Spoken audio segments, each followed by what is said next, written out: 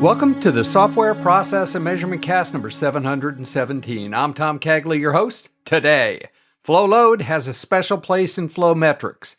It's a leading indicator of value delivery as exhibited in flow velocity, throughput, and flow time, how long something takes.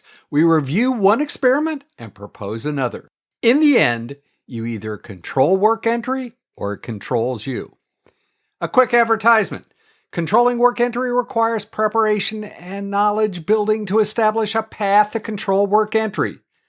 Magic wands are not normally available, which is why Jeremy Willits and I have developed a work entry workshop. We've recently delivered the workshop at the 2022 Path to Agility Conference in Columbus, Ohio, to rave reviews. Interested? Email us at tcagley@tomcagley.com or willitsjm@gmail.com. Links in the show notes. Also this week, we are joined by Tony TImbol and his To Tell a Story column. In this installment, Tony focuses on the impact of delayed requirements on Agile teams. A little foreshadowing? It isn't good. Do you have questions that you would like Susan, John, Jeremy, Tony, or myself to answer?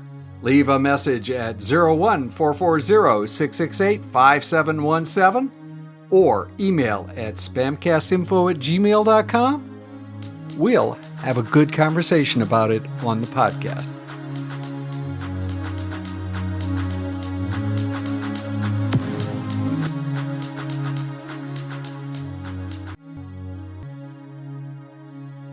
Flow Load, an Experiment, by Thomas M. Cagley Jr. and Megan E. Cagley. Flow load has a special place in flow metrics. It's a leading indicator of value, as exhibited in flow velocity and flow time.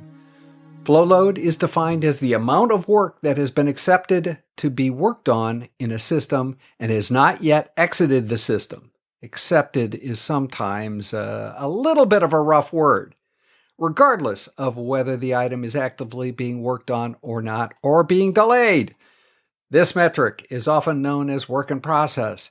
As load increases, efficiency falls, work slows down, impacting flow velocity and time.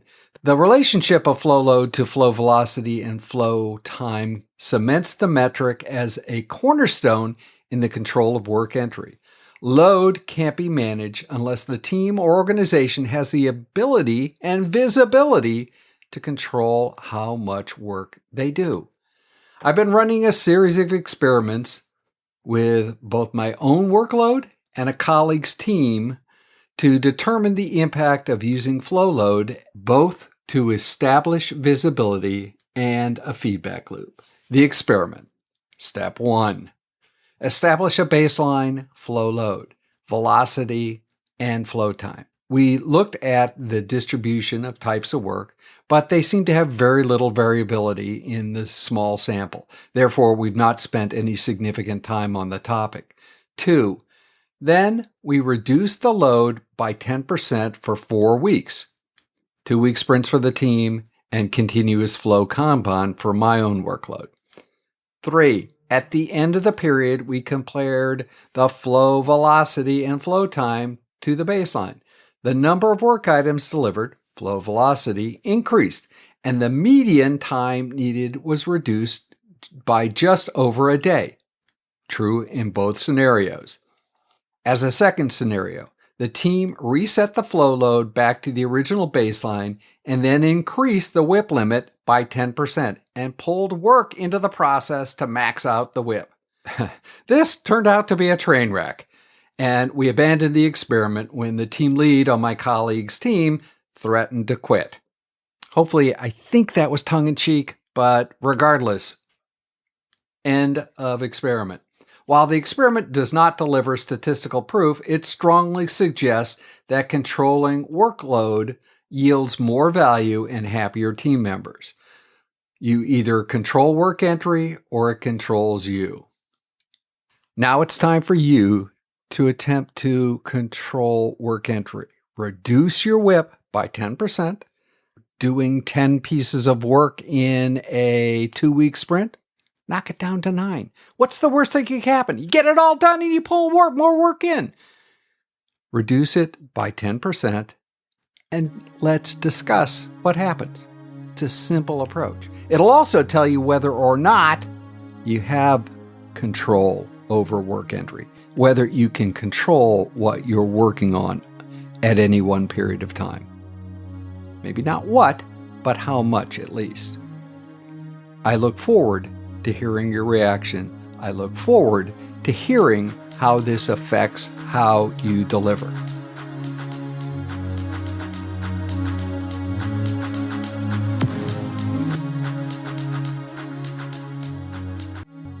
Tony TImbol, welcome to the Software Process and Measurement Cast. Glad to be here. Tony, your To Tell a Story column is one of the fan favorites. It's good to hear. Good to hear.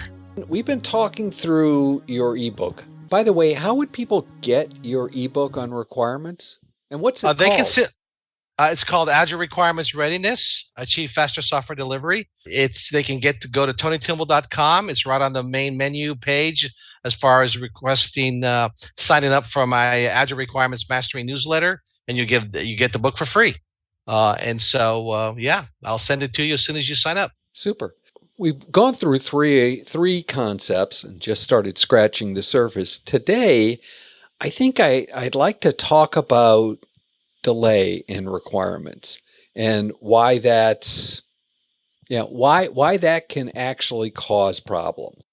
Sure. Requirements delay, that's really an expensive waste of time. What that really means is, how do you get from ideation and scope that is discussed at the executive or middle management level actually to teams through product owners or product management in a way that's rapid and supports fast integrated learning cycle development, incremental development in Agile, right? And so the challenge has always been that, well, how much time do we spend developing our requirements before we get them into features and user stories? And so on the business side, what has happened is that there's been less of a sense of urgency around thinking about requirements. In other words, well, let's talk about what we need to want. Let's meet the business stakeholders. And it's almost as if that lives on a different calendar than the development teams that live on a iteration or every 2-week cycle. So it's almost like they live in two different time frames or time zones. And so what that does is that slows down the handover between business and IT. And that handover is really where the delays occur. How fast can you hand over requirements and get them into features and user stories? And that's where we've examined that in the ebook about the delays, and we call the 4 C's of delays: cognitive, consensus, convergence, and calendar. Well, why wouldn't I just, if I were the business then, why wouldn't I just not tell anyone what I was doing, build up all of the requirements for everything that I might ever want, and then throw them all over the wall? Then there'd be no delay, right? Well, that's the assumption, but that's not what happens in real life. I know it's a softball question. So what happens is that's actually one of the first delays called cognitive. What that means is that when you make the assumption that you can sort of know everything and write everything down, that's actually a trap. To quote Admiral Akbar in Star Wars, it's a trap. You think you have certainty by the volume or the weight of the words and of the pictures and the ideas, but you don't. All you have is something that is understood by a small community of people. In other words, you're delaying shared understanding. So what we're really trying to promote is this idea of incremental requirements development, right? Which is, hey, you should define what you want and when you want it in small enough chunks that are good enough that you can then hand off quicker to development teams so that it supports the development team's incremental software development cadence. And so you're developing sort of a business handover cadence that is around incremental requirements.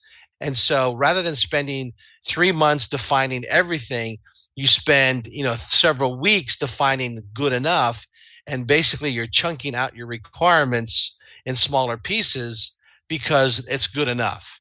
because you want to get shared understanding. You want to increase the cognitive community that is looking at these requirements and refining them naturally by the consensus and community inspection. Now, I understand exactly what you meant and why good enough works.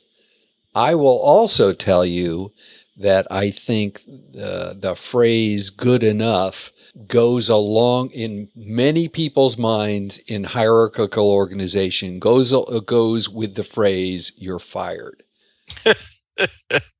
There's a lot of fear in terms of good enough. Yes, and that's a mindset shift that has to occur if you're going to compete, because those authorities that want to delay the good enough because they think it's too risky are just making a wrong assumption. The risk is in delay. The risk is not in the not being good enough, because you have to trust people. You have to trust people that they're going to make the good, wise decisions. They're going to make the best decisions, not only in their own interest, but the interest of the corporation or the organization they're in. And so you just need to let them go, let them be free of the control structures and fears that you have. But that is correct. There is a fear, especially in highly regulated environments. So in our next segment, we're going to talk about bridging that gap, how you actually bridge that gap between that waterfall mindset and the agile mindset, using a particular technique that we are recommending. Okay, so I'm gonna hold off then pulling that thread until next month, but I'm still concerned about how one would recognize. So how do you know that delay is occurring? So, take cognitive delay. First thing is, let's say you take your scenario where you spend a lot of time, you build a lot of material, it weighs a lot, right? You send it over the wall. Now people have to absorb it, right? Now it's that absorption time that occurs, because what happens is now a development team is handed a 50 pages of PowerPoint, maybe 30 pages of specs, maybe some data flow diagrams, and the business thinks that it's doing the IT people a favor, but they're not. What they're doing is they're giving IT essentially ingredients for a recipe without a recipe. And so what the IT team has to do now is they have to say, okay, what does this piece mean? What's the context around this particular piece? How do these pieces work together?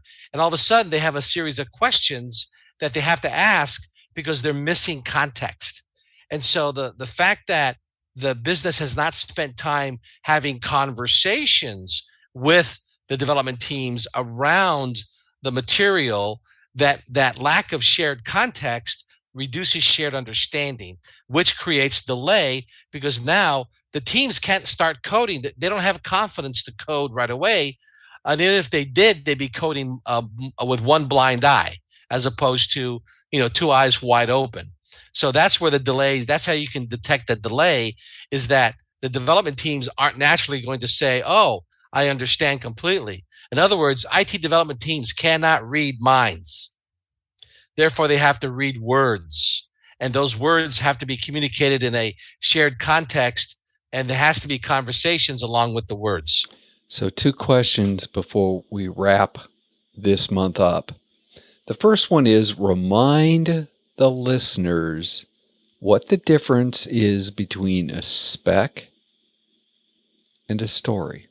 So specifications or requirements, those are the aspirational descriptions of scope that are from a user's point of view, but not really ready to be converted into code. User stories are the expressions of user intent. In other words, this is what I'd like to see the behavior of the system.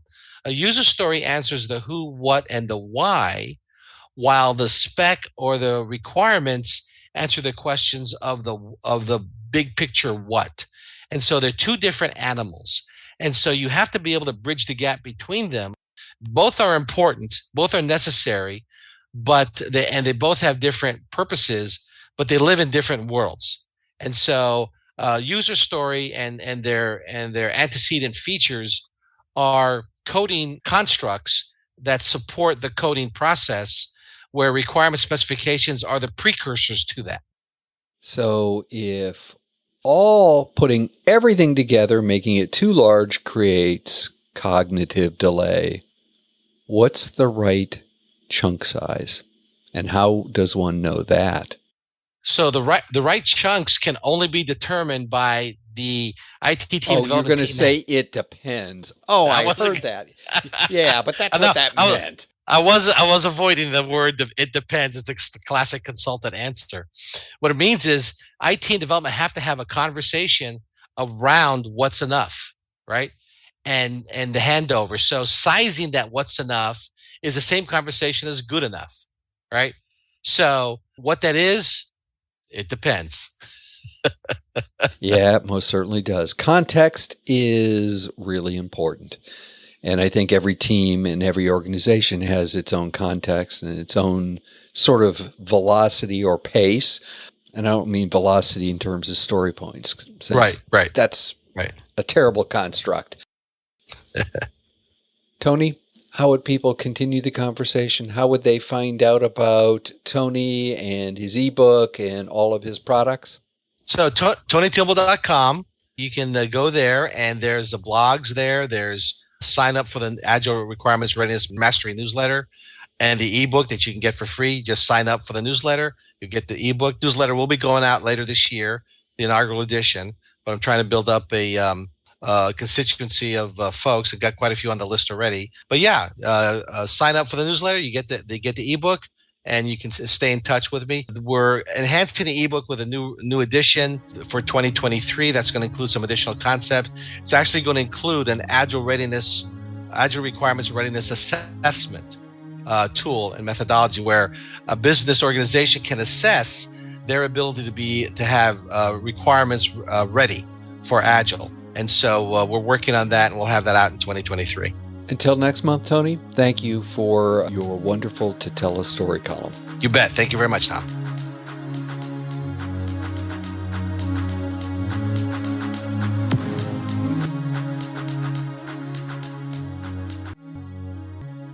In Reread Saturday News, Chapter 6 of Coaching Agile Teams by Lyssa Adkins is titled Coach as Facilitator.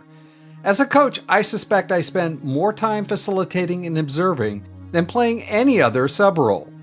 Chapter 6 provides a number of gems that piqued my interest more during this read than the first. Remember to buy a copy of Coaching Agile Teams by Lyssa Adkins? Link in the show notes.